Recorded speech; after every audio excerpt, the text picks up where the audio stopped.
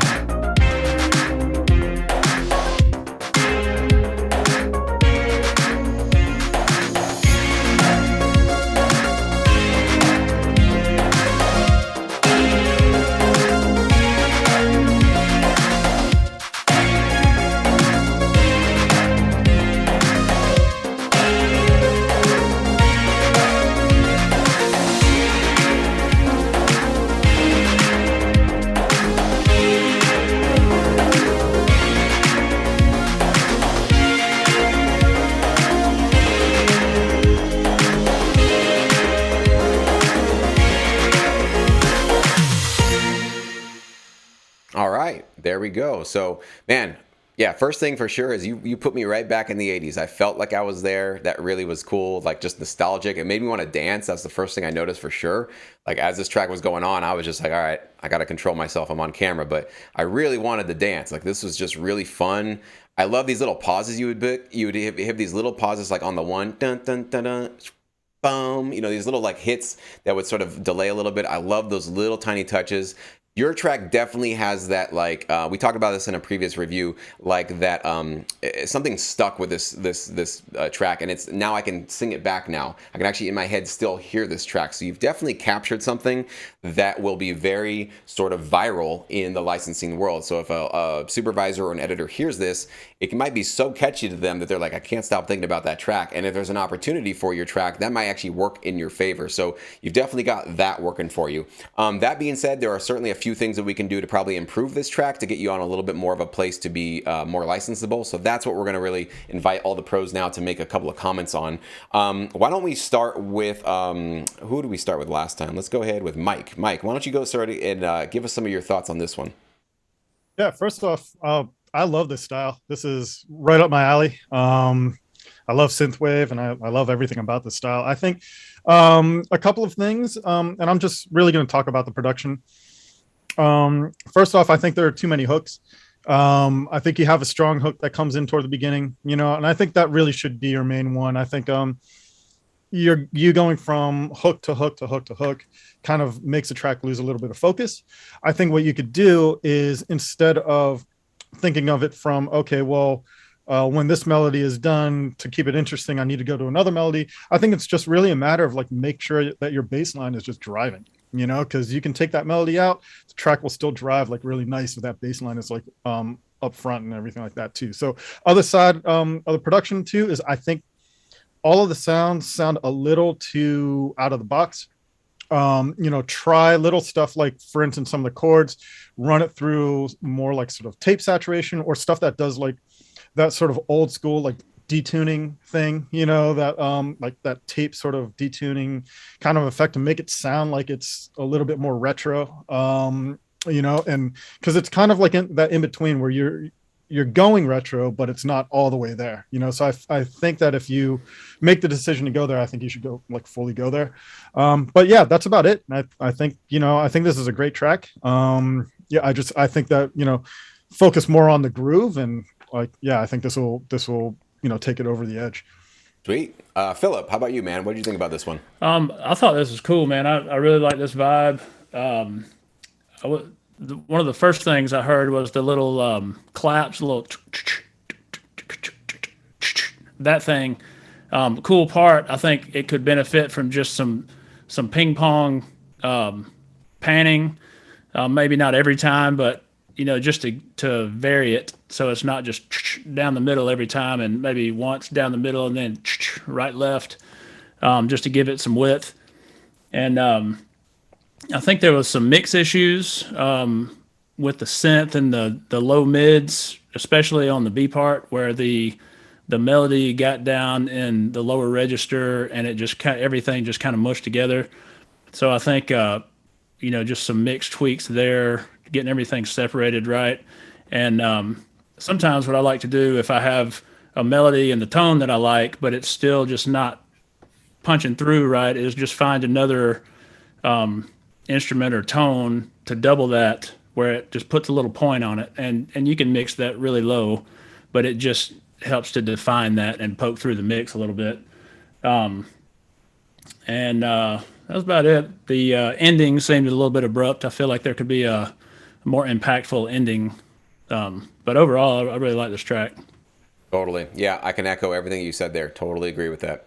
Hans, how about you, man?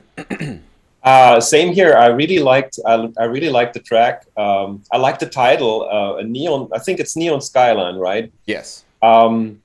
What I find is that it captures me right from the beginning. It's all there, and then when you go to the second part, it changes the emotion. It becomes more kind of Caribbean. It becomes, yes. Before I see like the neon skyline, I see like a caffeinated, go through the city, and that's really cool. And then all of a sudden I'm in the Caribbean, and I'm waiting for the steel drum to come. And even the sound of your melody is kind of like you emulate almost like a steel drum. That was one thing where like the emotion got lost, and that would be a no for licensing, right? You want to keep that neon skyline, that kind of emotion going. And one more point was that the sound of the melody is too close to the sound of the chords.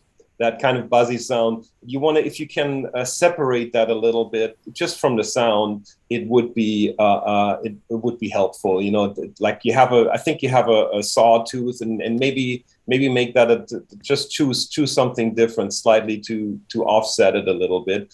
And also the ending was a little too abrupt and kind of sounded like a, you know, like a bad dance band that it's just like added one more at the end. But I think you really got something good going there. So you know, keep with the beginning in your melody and keep that in mind, and try to get the emotion holding through that B part, you know, however you do that.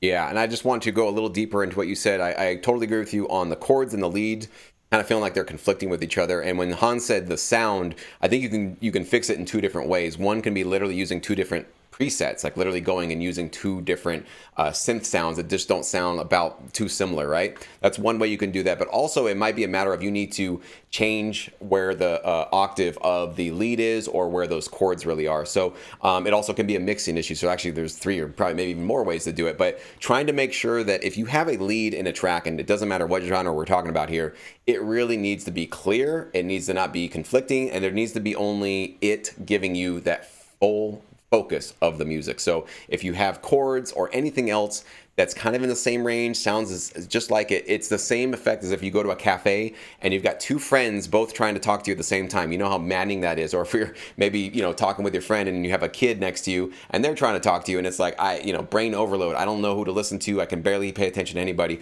Our brains do not multi-track like that. We have to have one particular focus that's easy to hear, that's easy to pull us in. So just whatever way you want to do that, just make sure that it's very clear that that lead is taking that one center focus spot. So absolutely, Hans, can't agree more, man. Scott, how about you, man? We didn't ask you yet, right? Yeah, I like the track. I like synthwave, and I like the style. I think something I noticed, I mean, when you look at artists like The Weeknd, they kind of pull this off really, really well in today's kind of modern music. But what they do is they've got that great synth vibe and that the saturated, the tape detuning, but they also have a really solid low end to kind of complement it, which I think is that modern touch to it. And if you listen to a lot of, synthwave now, that's kind of the direction it takes now. It's got a very powerful 808s, whether it's a synth or punk, more of a bouncier kick to it or something. I think that low end really needs to be more present. I kept waiting for the synths to drop out and just to have that kind of kick and that almost like a pulsing bass line to kind of carry it through for a little bit, and then bring it back in with those other textures and those melodies, which are really nice, and they complemented it really nicely. But I just felt like it needed to be stripped down at some point to really showcase that low end vibe, that energy that we were talking about. I also heard at one point like a vocal FX, like it was like a pitched little melody was sung. I think I only heard it once. And so I don't know if it was still there, if it got lost in the mix. So that would have been something that, either you could showcase it, bring it out more, or, maybe ask yourself, do you need it? Less is more in these type of songs, especially when it's so easy to find great synth sounds. Maybe you should strip them down. And then what I tell people that I work with is like, take away a couple of the tracks and then slowly build it up. And see if, you get rid of that track, does it still carry the same energy? Does it still have the same versatility? And if it does, then, maybe you don't need that, little bell and whistle. Because like you said, it gets so busy that you get kind of caught up in all that and you get lost in it. So that was definitely something that I noticed, but I really would have liked to have heard a lot more punctuated low end on that one. Yeah, and low end is where all the energy is in music for the most part. So if that low end is not clean or it's not really present like that, you just don't feel that intense pressure moving you forward in a track. So it's absolutely one of the most important, and some of the, let's be honest, one of the trickier parts of mixing is figuring out how do you get that low end under control. So it is a lot of, A/B testing, comparing things, trying different things out, listening to your reference tracks, trying to get your track on par with what you're hearing them doing. But absolutely, that low end is very, very important. So, and last but certainly not least, Trevor, how about you, man? What'd you think? Yeah, my main note was for the producer to turn up that Chaka Khan bass line that he has in there, because I barely realized it was there. And I was like, this is one of the coolest sounds in the song. And I didn't realize until halfway through the song that it's there. And if that comes up, the low end with it should come up. And if not, bring that low end up. And I think that fills out a lot of what's missing in this track on just the sonic side. And then and that's on the bottom. And then on the top, what I realized as I was listening, and a lot of times I like to ask myself, like, why is this here? Whatever I'm listening to, right? Like Scott just said it, like, why is that vocal chop here? I think the other way, where actually I think that vocal chop should kind of be sprinkled out throughout the track. It was really cool, but he's right. It happened once at the beginning, and I never heard it again. The other thing is your leads come in acting like a vocal. Like every time your lead comes in, I'm like, this is where the singer should come in and sing exactly what you played with your lead keyboard, because it sounds like you're playing this lead keyboard going, all right, this is what the singer's going to sing later when I get them in the studio. But it's there instead of a singer. And that's why that's I think what, if a singer is coming in and singing that part, the rest of the track glues together in kind of a more structural way. Because if it's a synth, it's just kind of weird. I'm just constantly hearing a synth randomly. But if it's a vocalist with words and stuff, then then my interest is more kept than just this keyboard constantly giving me melodies for a reason I don't know why. So those two things, I think, are the bread in this sandwich that glue it all together. Or that doesn't make sense, but I bring the sandwich together. And then everything else I think is great. And so yeah, those kind of my notes for that. Awesome. Yeah. And I think what I'll end this one with is kind of the overall direction of, if you're going to go in this kind of throwback retro 80s synthwave direction, there's really two ways you can go about it. One is you can literally try to make it sound like it came from the 80s. So you want to kind of use 80s drums, 80s synths, 80s everything, right? All the melodies and everything. Or you can kind of do like what The Weeknd has been doing with a lot of his music, and other pop artists are getting into this too, is basically bringing the modern production approach to this retro style.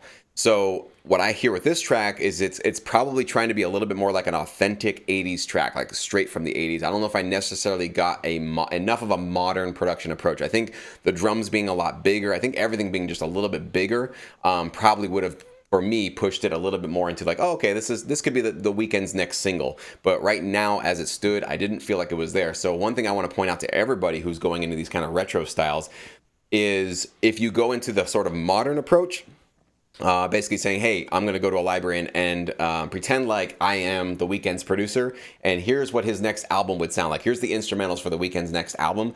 Super licensable, very in demand, would get a lot of placements, would be really just like just an on-fire album for you to send to a library. If you go the other direction and say, I'm going to send you some music that literally sounds like it came from the 80s, so I'm using kind of an older approach. Oops, my camera's out, but you guys can still hear me, right? Okay.